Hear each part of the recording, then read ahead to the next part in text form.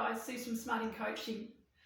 So I just wanted to do a quick video today talking about how to get your happy back, how to save your year, how to make sure it's not going to be like the last two.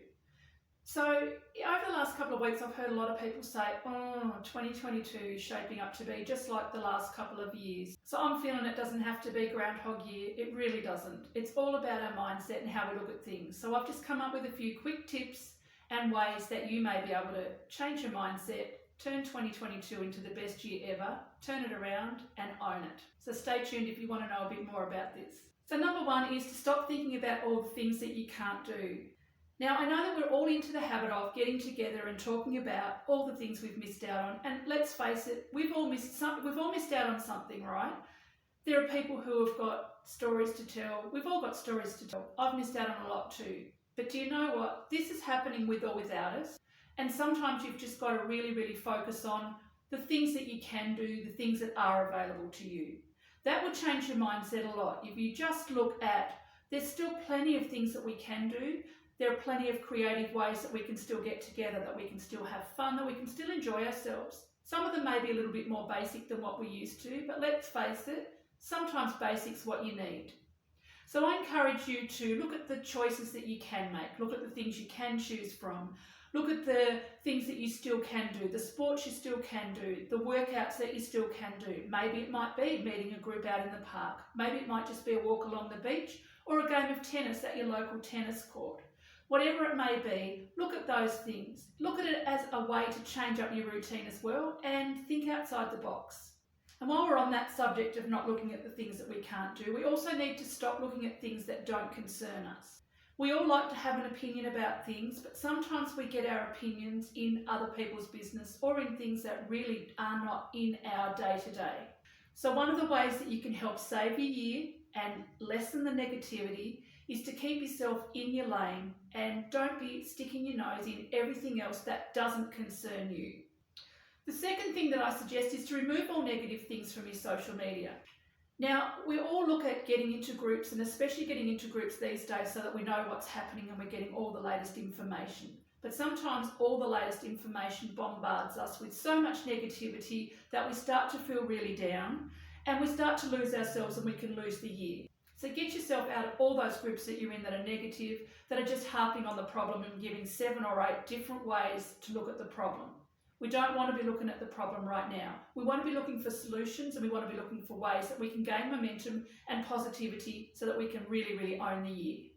Another way to turn it around for 2022 is to find a new hobby or new things to do, new things to occupy your mind. When you're used to thinking about all the stuff that's going on and you need to know what's happening and a lot of stuff is negative, your mind can just get used to all of that and it can just loop and loop by itself and all of a sudden you're off and you never feel happy or content or like anything is going to be happening that's good.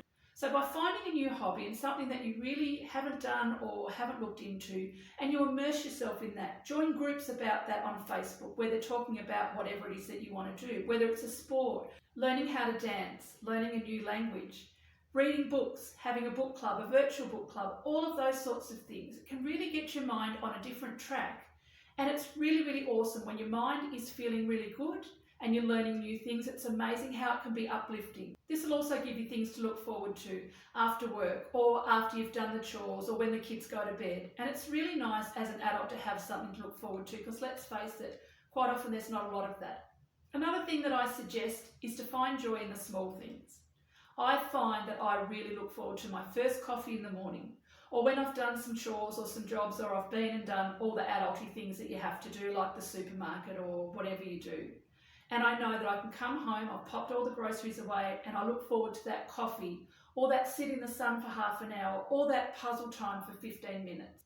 And I really look forward to it, perhaps like a kid looks forward to a Kinder Surprise at the end of the grocery shop. I make it my business to look forward to things. And I make it my business to feel joy. I love to walk along the beach. I love to look at the clouds. I love nature. And so I make sure that I build some of those things in because I know that that brings me joy. So sometimes you need to work out what brings you joy and what makes you happy and smile. Have a really good think about it. Try things. You'll be amazed at what you find. And the last thing that I suggest when you're trying to make this year nothing like the last two is to just go easy on yourself. There's a lot's been going on, and there's been a lot of changes, and a lot of changes quickly, and sometimes we haven't had time to find our equilibrium during all of the mess that was. And so as we start to make some plans for the year, and we start to make some changes, or we decide that we're going to stop being negative and try and find some positives in life, it can all feel really different and really strange. It takes a little while to find your equilibrium when you've been living in a really state of not knowing what's happening and quick changes. So allow yourself the time. Allow yourself to feel a little bit strange. Allow yourself to feel emotional sometimes, or like you don't know what you're doing. That's okay, we're all there. But we can make some changes, and one step at a time in the right direction, we will find different ways to feel happy again and to own the year. And I guarantee if you implement some of these things that I've discussed today into your daily routine, the sky is the limit. We really can turn it around, we really can change it up, and we really can make 2022 miles away from the last couple of years. It's all in the mindset. You can do it, guys. I really want to thank you for spending some time with me, and I hope to see you again really soon. Take care.